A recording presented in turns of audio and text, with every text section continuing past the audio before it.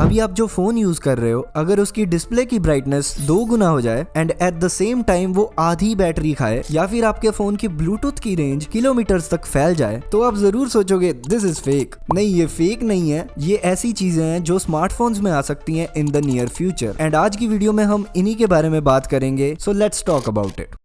अभी आप लोग ब्लूटूथ के बारे में तो जानते ही होंगे, हाँ वही जिससे लोग 100 साल पहले फाइल शेयर करते थे, लेकिन आज सिर्फ गाने बजाते हैं अपने ब्लूटूथ वाले हेडफोन्स पे एंड उनकी भी रेंज 2-3 दीवारों के बाद चलनी बंद हो जाती है। But what if I tell you, Bluetooth की रेंज 2-3 दीवारों तक नहीं, 2-3 किलोमीटर तक हो सकती है। एंड यही चीज इस वक्त पे कई फोन्स में आ भी रही है, जैसे वीवो का X200 और ओप्पो का Find X8। इन फोन्स के अंदर चाइना में एक फीचर आता है जिसका नाम है ऑफलाइन कम्युनिकेशन, जिसके अंदर आप कुछ किलोमीटर्स के एरिया के अंदर ऑफलाइन अपने फोन्स को वॉकी टॉकी की तरह यूज करके एक दूसरे से कम्युनिकेट कर सकते हो। एंड इसके काफी फायदे हैं। अगर आप और आपके दोस्त एक ही शहर में रहते हो तो आपको कॉलिंग करके अपने पैसे वेस्ट करने की जरूरत नहीं है, और या फिर आप ऐसी जगह पे जा रहे हो जहाँ पे सिग्नल बिल्कुल ही नहीं मिलता या फिर वहाँ पे कोई रहता ही नहीं है, तो ये फीचर काफी काम का हो सकता है। एंड इसके बारे में इंटरनेट पे बहुत कम इंफॉर्मेशन अवेलेबल है, तो अगर आप इसके बारे में नहीं जानते थे तो सब्सक्राइब।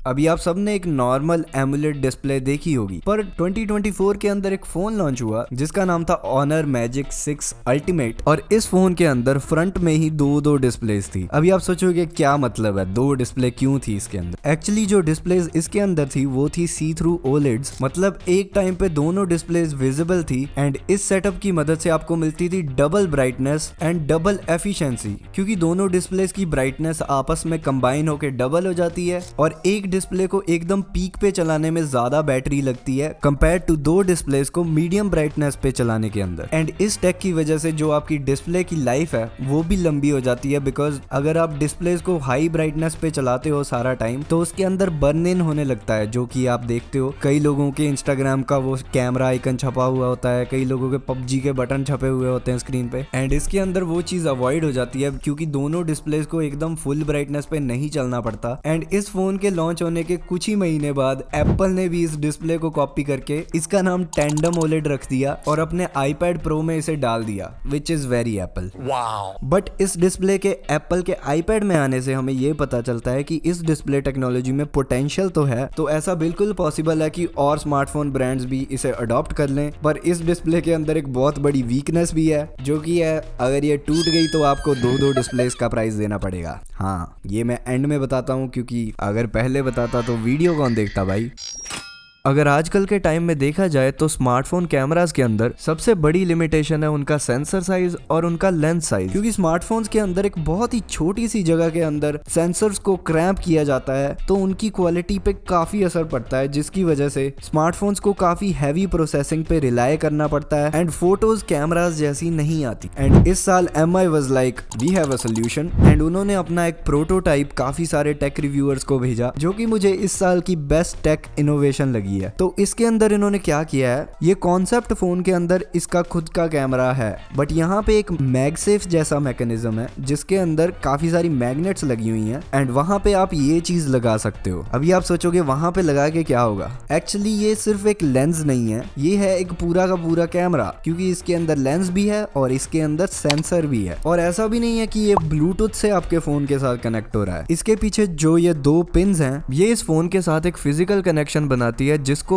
MI बोलता है लेजर लिंक, जो कि 10 Gbps की स्पीड के साथ आपके फोन को इस लेंस और सेंसर के साथ कनेक्ट कर देती है एंड आप अपने फोन से DSLR जैसी फोटोज खींच सकते हो। एंड इसके अंदर जो सेंसर है वो भी कोई ऐसा वैसा सेंसर नहीं है भाई, वो एक माइक्रो 4/3 सेंसर है, जो कि स्मार्टफोन्स में आने वाले सबसे बड़े सेंसर 1 इंच सेंसर से भी बड़ा होता है एंड काफी महंगे प्रोफेशनल कैमराज में मिलता है। और इसकी अच्छी बातें यहीं पे खत्म नहीं होती, क्योंकि अगर आप एक स्मार्टफोन के सॉफ्टवेयर को प्रोफेशनल कैमरा वाले हार्डवेयर से जोड़ देते हो तो आपको ऐसी चीजें देखने को मिलती हैं जो आपने कभी भी एक्सपेक्ट नहीं की थी। जैसे ये है इसकी video quality compared to a normal flagship phone, कोई कंपैरिजन ही नहीं है। और क्या आपने कभी सोचा है कि आप एक प्रोफेशनल कैमरा के अंदर AI पावर्ड पोर्ट्रेट मोड चला सकते हो, या फिर सिनेमैटिक मोड चला सकते हो, या फिर स्नैपचैट वाले फिल्टर्स चला सकते हो। And the best part is इसके लिए आपको कोई भी एक्स्ट्रा बैटरीज नहीं चाहिए। इससे आप जो भी रिकॉर्ड करते हो, जो भी क्लिक करते हो, वो सीधा आपके फोन की स्टोरेज में जाता है। And my only problem with this is इन्होंने इसे लॉन्च क्यों नहीं किया भाई? इवन दो मेरे पास पैसे नहीं है इसको खरीदने के, why didn't they launch it man? I really wanted to see what it could do.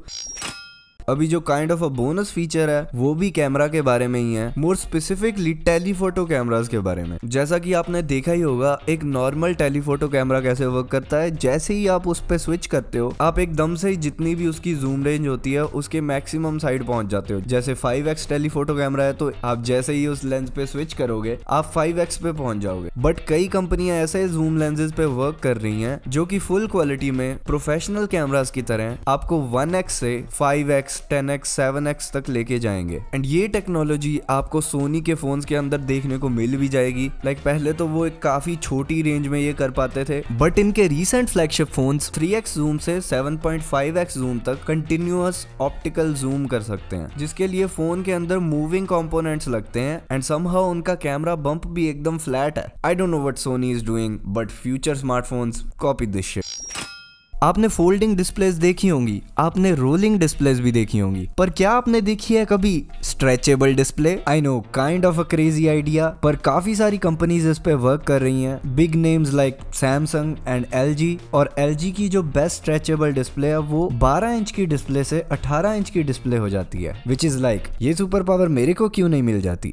On a serious note, companies in displace पे इसीलिए काम कर रही हैं बिकॉज ये काफी ड्यूरेबल डिस्प्लेस होती हैं। ड्यूरेबल तो होंगी क्योंकि ये स्ट्रेच कर सकती हैं, but at the same time अगर इन्हें फोल्डेबल्स में यूज किया जाए तो फोल्डेबल फोन्स के अंदर जो आपको क्रीज देखने को मिलती है वो काफी हद तक कम हो सकती है। एंड इनके दूसरे यूज केसेस भी हैं, जैसे वेयरेबल डिस्प्लेज या फिर ऐसी डिस्प्लेज जो काफी सारे अलग अलग इन्वायरमेंट्स को झेल सकती हैं। और इस डिस्प्ले की वर्किंग काफी अलग है। लाइक अगर आप एक नॉर्मल स्ट्रेचेबल चीज को स्ट्रेच करते हो तो वो सिर्फ एक एक्सेस में स्ट्रेच होती है और दूसरे एक्सेस में श्रिंक होती है। एंड इसी चीज पे अगर आप कोई चीज लगा दो तो वो बहुत ही गंदे तरीके से डिस्टॉर्ट हो जाएगी because of this movement. But अगर आप इस डिस्प्ले को स्ट्रेच करने की कोशिश करते हो, ये साइड्स को तो लंबी होती है, ये ऊपर नीचे को भी लंबी हो जाती है। That is because of the unique structure and materials used in this display, जिसके बारे में मैंने इन डिटेल बात करी है इस वाली वीडियो में again. But the problem with this one is इसके अंदर आपको पिक्सल डेंसिटी बहुत कम मिलती है और डिस्प्ले क्वालिटी को इम्प्रूव करने में काफी टाइम लगेगा।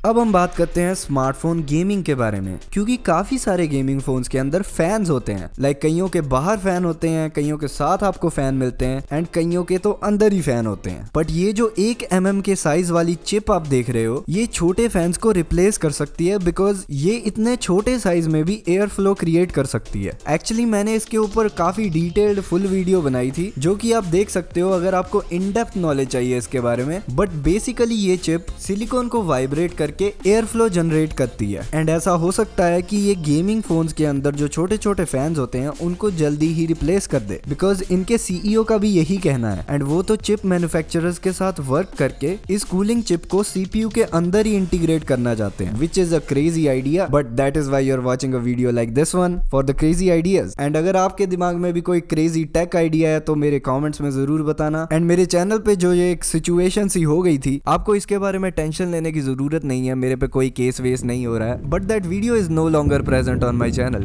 But I'll be back.